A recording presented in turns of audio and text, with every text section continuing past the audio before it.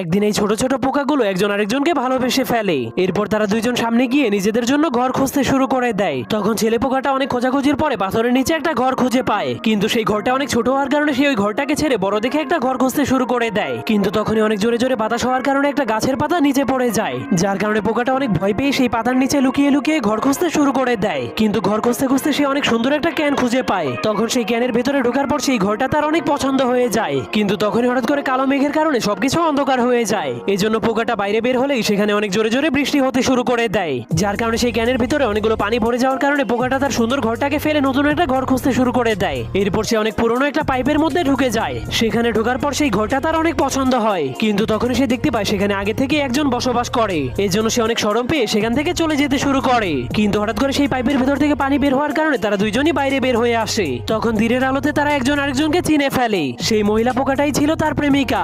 এরপর তারা জঙ্গলের